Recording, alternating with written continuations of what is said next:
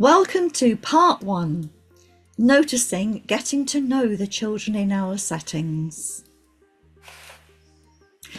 These are the aims of our course. It's very much about how we identify children and notice that one slide does not fit all. Notice there are quite important words in these aims. For example, proactive, that one size does not fit all. That we don't have to write everything down. Remember how we are analysing everything through the what, why and how lenses. So as we move through, we will be thinking about what are we doing, why are we doing it, and how can we find out if it's made a difference.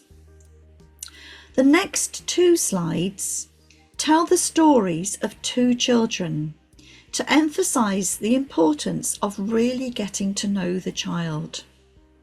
There are key words highlighted in bold for you to think about. I'm not going to read the stories to you, but I will tell them briefly. I used to know a little boy who was in one of my classes who was fascinated by radiators. He would draw me whole central heating systems with where all the piping went and where the boiler was, how it got round the house. He would also draw me maps of food delivery trucks and how the food would get from the factories to the shop to the houses, something he was fascinated with. When I was a local authority advisor, I sat on the floor playing with some cars once, and a little boy came up to me in a setting I was visiting, sat down beside me and started playing with the cars as well. Now, I didn't speak to him because I didn't want to spoil the moment, but all of a sudden he said to me, "I've got trophies at home." Now, this was a brilliant piece of information. So I said something to the effect of, "How exciting," drawing more out of him. And he started to tell me about how his older brother and his dad played football and they got trophies for it. How do we interact with children to really understand what makes them tick? So how can we find out? Can we find out like this, with a tick sheet, which is a very common way of practicing how we find out about children, particularly in their first few weeks in our setting? Or if we think about it and think about those 2 little stories I just told you, how can we find out in a different way? Is it more like this? Being alongside the child, finding out what makes them tick, showing them family photographs in a book so they know that their family still exists and they haven't disappeared on the first day when they're left at a setting. Ask these questions. Notice the what, why, how formula again. Always remember to use your assessment document that you already have, which reflects this style of practice. How do we get to know who each child is? Well, we've already started to think about having those interactions and those conversations, that narrative, if you like, that talking about, that finding out about. How can we do this? Be considerate. Relate learning to the children's interests. Be playful and laugh. Let the children see you laughing, enjoy a joke together. An important part of the how, of course, is the assessment arrangements that you have in Wales. And here is an extract from them that is really important. Notice the words that I have highlighted. Every child is unique. Holistic development. Pedagogical practice. That means our informed practice, how we see early years work as starting from the child and starting with the child. A vital part of the how, of course, is keeping an open mind. Keep an open mind and use everything you know about the unique children. And I actually think this photograph sums it up beautifully. Those children are loving every minute of their time in that setting, and the staff there have a very open mind, and their practice demonstrates relaxed attitudes, and the children are comfortable. So how do we demonstrate that we value what we notice? It's one thing to have these important interactions and maybe record a bit of narrative that you've noticed what a child's interested in, what excites them. But how does that child know that we've understood them? How does that child know that we're going to use what we've understood to feed into how we work with them? Well, again, I've taken a piece that directly relates to your documents in Wales. By creating a space that actively demonstrates that we've been listening to the children, they will know that we get them, that we understand them, that we've shown we've noticed something. It's important that we recognise each child and their interests and their understanding and what makes them feel safe. And we show them that we notice, that we've understood what makes them tick, what makes them feel safe, what makes them happy, by taking a mental note. Notice mental note. We don't have to write everything down, but we take stock. We don't assume anything, we notice stuff. These 3 pictures demonstrate things that have happened to me in my career. You may very well see that Teddy Edward in that photograph is sitting behind me as we speak. Teddy Edward was kind of a security blanket, but also a member of our classroom environment through many years of teaching reception class children. He was there for the children treated him as a friend. It enabled us as an early years team to notice things about the children. He was their friend, he went home with a different child every night, he had school uniform, he had his own name card, his own lunchbox. He was part of what we did, but he enabled us to notice things. If a child needed to talk to him, they'd snuggle up, for example. He was always there. You will also notice that there's a blue rabbit and a postman Pat. These were transition objects for 2 of the children I used to teach. Andrew used to bring Blue Bun Bun every day, and Sam used to bring Postman Pat. They'd come in every day. A transition object is something that the children bring from home as a security blanket, if you like. Teddy Edward was our classroom security blanket, who was there every day. The 2 other soft toys were ones that the children brought in and out. They also had their name cards, their place in the environment, like a touchstone for the individual children to always know they could go to if they needed them. Mental notes, noticing the bits that the children want to go to all the time, their security blankets. Because that's about understanding the children and knowing how their cognitive jigsaws work. I've just referred to the cognitive jigsaw, which is an expression used by Julie Fisher in her book called Starting from the Child, which has just been republished. The cognitive jigsaw is kind of the what, why and how of the way that we work with our children.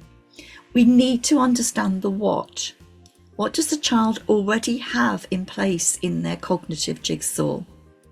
What do they already know? What are they already interested in? What can they already do? Their skills and learning, if you like.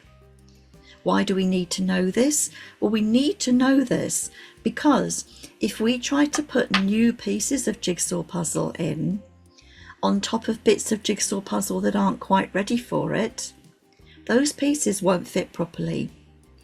And it is about us having the skill of knowing how that puzzle fits together and not jamming pieces in when that base of knowledge isn't already there. Think of a real jigsaw puzzle and how if you try and fit a piece in that's in the wrong place, it might work for a few bits, but then it won't work because eventually the puzzle will not be straight and you'll have to rebuild it. You have a picture here, or a series of pictures, of a little girl learning to dress herself. She has some of the cognitive pieces of the puzzle in place because she understands that you pull things on over your legs. But actually she's putting a jumper on as trousers. But her resilience and her perseverance and her tenacity here are fabulous. And if you look through the series of 9 slides, you will see that she understands a bit about how you dress yourself. And at the end, she succeeds and she stands up and has a real ta-da moment. But some of the bits of puzzle aren't quite in place yet, and she's working through it. The skill of her mum, who took these slides for me, were demonstrated in that she didn't jump in and make it right by saying, I'll do it for you. She stood back and took the pictures and let it happen. So the cognitive jigsaw. What is the cognitive jigsaw? Well, it's not about completing a puzzle by adding the last piece, because children are not complete. I'd like to think as adults we are not complete either, and what we want is lifelong learning, so we're always adding a piece to fit. But we cannot add those pieces to fit unless we know the pieces that went before. This slide for you to read through is a quote from Loris Malaguzzi, who many of you may have heard of through finding out about the Reggio Emilia approach in Italy. It's well worth reading this to challenge your assumptions.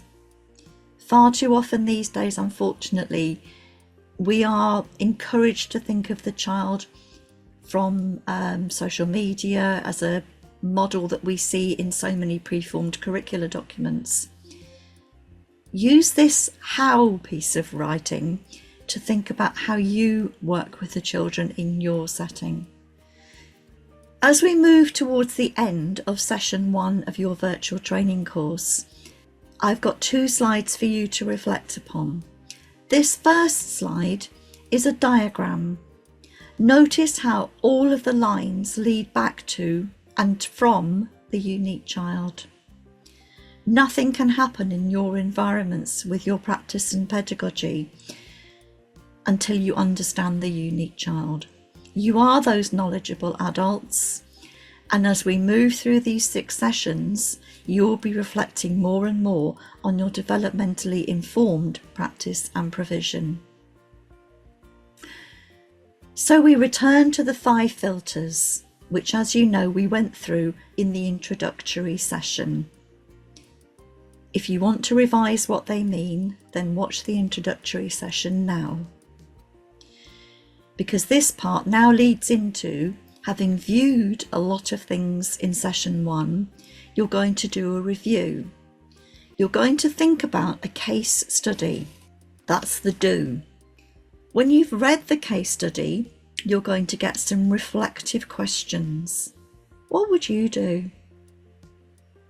And then you're going to get some putting learning into practice questions or things to do. The how, if you like. So to end the session, please read the case study, review your thinking, and then use the questions at the end to reflect on what you've done. And then you will have been through the process of view, review, and do. Take some time with this case study. Maybe do it as a team, maybe do it on your own. Read it through, think about it, maybe highlight some words. 1 or 2 are already highlighted for you to get you thinking.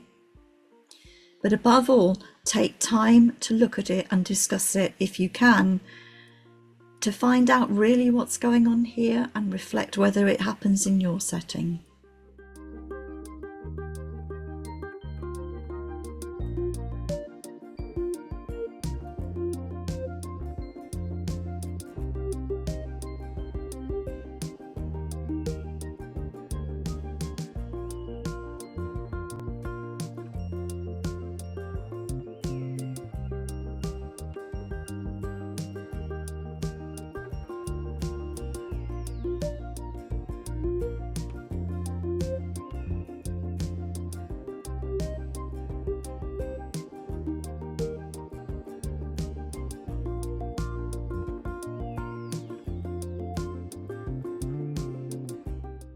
Here are the reflective questions. What would you do? Be honest, challenge assumptions, remember all the things from the 5 filters.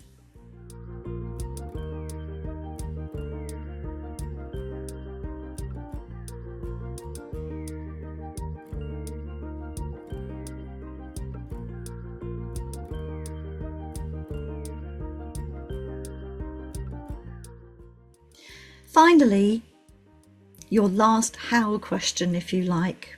How do we do this? How do we put this learning into practice?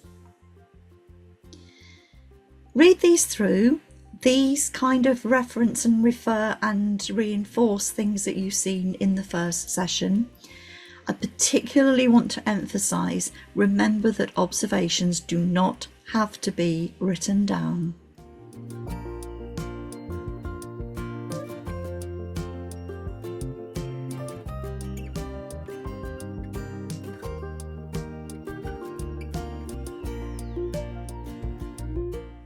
Because children are not a distraction from the more important work, they are the most important work.